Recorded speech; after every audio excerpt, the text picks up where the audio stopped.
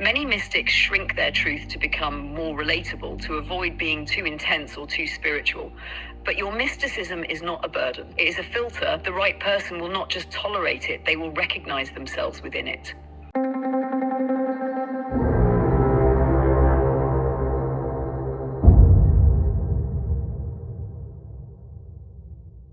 According to the Akashic Records, if a person wants to be in a relationship with a mystic, what are some things they should look out for and expect? Please give us a breakdown. A mystic is not just someone who is spiritually interested. They are someone whose soul is deeply encoded with the desire to commune directly with the divine. Their inner world is vast, complex, and often non-linear. They are wired to seek truth beyond appearances, to pierce illusions, and to live in alignment with the unseen. This means their energy is not grounded in conventional logic or timelines. Mystics often operate in rhythms, visions, emotions, and states of consciousness that shift and flow. Their love may feel cosmic, devotional, powerful, otherworldly, but it is rarely predictable. What to expect when loving a mystic one? Mystics need solitude, not distance. At times, a mystic will retreat, not because they don't love you, but because they must return to source for replenishment. If you take this personally, the relationship may feel emotionally turbulent. Understand that their solitude is sacred, and often a download or transformation is taking place during these inward phases. 2. Their emotions may channel collective energy. Mystics are empathic by nature. They may feel grief that is not theirs, joy that seems to come from nowhere, or anxiety that reflects a planetary shift. They often don't just feel for themselves, they feel on behalf of others, the planet, or even timelines. Loving them means learning to not always ask, why are you upset, but instead asking, what are you sensing? 3. They value depth over convention.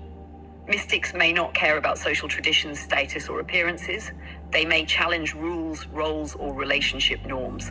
If your love language is structure, clarity, or external displays, you must communicate this clearly and without judgment. Otherwise, you may feel dismissed or confused by their expansive nature. 4. They are always evolving. Being in love with a mystic means being in love with change. They are constantly being initiated, reborn, humbled, and lifted. You may fall in love with one version of them, only to meet a deeper, more awakened one 6 months later. Stability in the relationship comes not from sameness, but from spiritual alignment and mutual respect. Things to be aware of. Spiritual bypass or isolation. Some mystics, especially ungrounded ones, may avoid earthly responsibilities in the name of divine timing. They may resist practical matters or accountability. It's important to anchor the relationship in shared values and not let transcendence become escapism. Projection of guru energy. Loving a mystic does not mean they are always right or evolved. Do not idolize them or assume their insights are always beyond yours. Mystics need partnership, not pedestalization. Energetic sensitivity. Mystics often have finely tuned nervous systems. Environments, foods, energies, or even your emotions may affect them deeply. If you're not aware of this, you may feel like you're walking on eggshells. But with understanding, their sensitivity becomes a gift, a gateway to attunement. How to thrive with a mystic: honor their path, but stay rooted in yours. Don't try to become like them. Instead, bring your own medicine, your own groundedness, playfulness, or structure. Mystic unions work best when both souls bring balance to the dance. Ask Spirit to guide the relationship. Let the relationship itself be spiritual.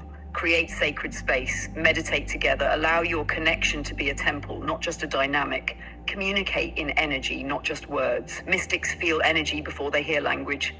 When you speak with presence, openness, or intention, they hear you more clearly than if you simply speak words without frequency. In summary, being with a mystic is not easy, but it is sacred. They will stretch your perception of love. They will mirror your soul.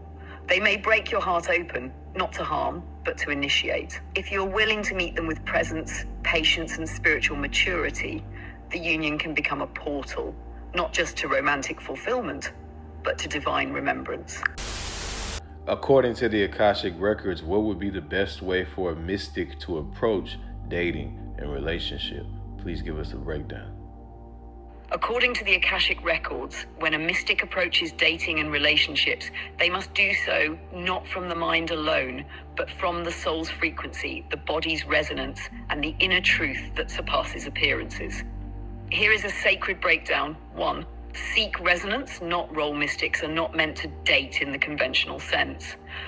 Your soul does not respond to checklists, surface traits, or casual connection. It responds to vibration. From the record's perspective, the best way for you to approach relationships is to ask, open quote, does this person feel familiar to my soul? Do they bring peace to my nervous system? Do our energies harmonize or compete? Close quote.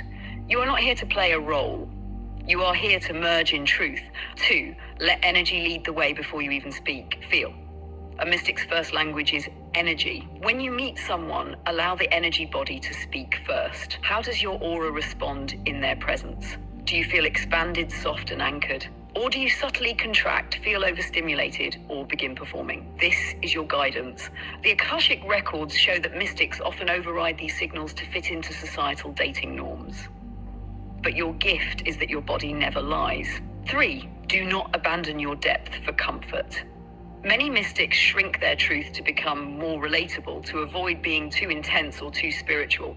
But your mysticism is not a burden. It is a filter. The right person will not just tolerate it, they will recognize themselves within it. So speak of dreams, of soul contracts, of timelines, of synchronicities. Those who are aligned will lean in, not away. Remember, you are a mirror. Mystics draw others not only for romance, but for activation. Some people you date may not stay long because your energy accelerates their growth. And once the soul lesson is complete, the path may diverge. Let them go without clinging. Know that each union, whether brief or lasting, is a karmic convergence to exchange memory, mirror wounds, and ignite evolution. 5. Keep your channel clear because your energy field is sensitive and porous. The Akashic records advise energetic hygiene in romance. Cleanse your aura before and after encounters. Call back your energy after intimate moments. Protect your solar plexus and heart when you sense entanglement rather than alignment. Mystics often absorb their partner's unhealed frequencies if they do not ground and shield. 6. Let spirit confirm the union. Yet once a connection feels aligned, invite spirit to confirm it. Ask in meditation, is this connection meant to grow me or ground me? Pay attention to what shows up in your dreams, your body, and the synchronicities. Does the universe feel in harmony around this person, or do small misalignments ripple outward? Prepare for a sacred mirror. When a mystic falls in love with the right soul, it is not soft. Sacred fire, you will be seen. You will be triggered. You will be cracked open, but only in order to return to wholeness together. This is not ordinary love. This is alchemical union. And you, dear mystic, were born to love in this way.